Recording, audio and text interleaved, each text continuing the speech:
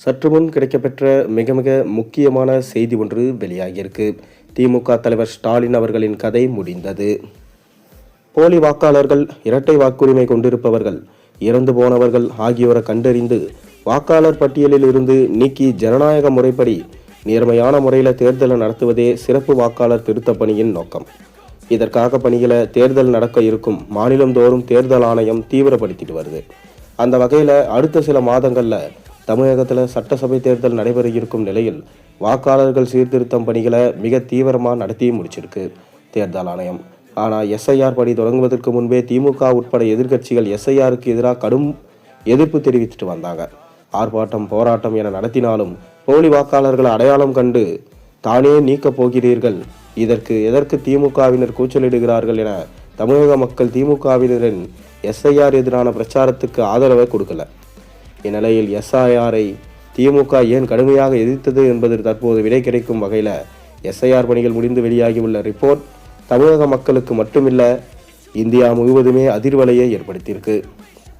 2025ஆம் ஆண்டில் தமிழ்நாட்டின் வாக்காளர் பட்டியலின்படி 6.41 கோடி பேர் வாக்களிக்க தகுதி பெற்றிருந்தாங்க. இந்நிலையில் தீவிர வாக்காளர் திருத்த பணியில் அடிப்படையில் வெளியாகியுள்ள வரைவு வாக்காளர் பட்டியலில் சுமார் 15.2%, அதாவது கிட்டத்தட்ட 1 கோடி பேர் போலி வாக்காளர்கள் என அடையாளம் கண்டுபிடிக்கப்பட்டு நீக்கப்பட்டு தற்போது 5.44 கோடி வாக்காளர்கள் இருக்கிறார்கள் என தகவல்கள் தெரிவிக்கப்படுகின்றன. இரண்டாவது கட்டமாக தீவிர வாக்காளர் திருத்த பணிகள் மேற்கொள்ளப்பட்ட 11 மாநிலங்களில் மற்றும் யூனியன் பிரதேசங்கள் எங்குமே இல்லாத அளவில் தமிழ்நாட்டில் மிக பெரும் அளவிலான போலி வாக்காளர்கள் கண்டுபிடிக்கப்பட்டு நீக்கப்பட்டிருக்காங்க.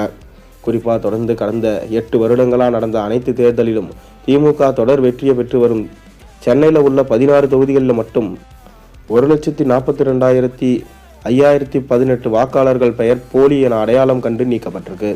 வாக்காளர் பட்டியலில் நீக்கப்பட்டவர்களின் இறந்தவர், இடம்பெயர்ந்தவர், இரட்டை பதிவு என மொத்தமாக சென்னையில் மட்டும் 14,25,000 வாக்காளர்கள் அடையாளம் கண்டு நீக்கப்பட்டிருக்காங்க.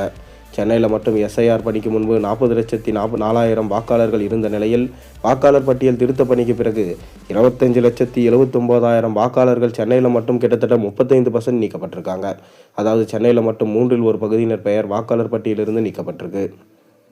இதனால் முதல்வர் ஸ்டாலின் கொளத்தூர் தொகுதியில் மட்டும் கிட்டத்தட்ட 1 லட்சம் வாக்காளர்கள் நீக்கப்பட்டிருக்கும் நிலையில் ஏற்கனவே கொளத்தூர் தொகுதி மக்கள் திமுகவுக்கு எதிராக இருக்கும் நிலையில் தற்போது சுமார் 1 லட்சம் வாக்காளர்கள் கொளத்தூர் தொகுதியில் மட்டும் நீக்கப்பட்டிருக்கும் நிலையில் முதல்வர் மு.க. ஸ்டாலின் வரும் 2026 சட்டசபை தேர்தலில் தொகுதி மாறி போட்டியிடலாம் என அரசியல் வட்டாரங்கள் தெரிவிக்கின்றாங்க. நீங்கள் என்ன நினைக்கிறீங்க? இந்த முறை திமுக தலைவர் ஸ்டாலின் அவர்கள் போட்டியிடுவாரா, இல்லை வெற்றி பெறுவாரா, இல்லை தோல்வியே தழுவாரா?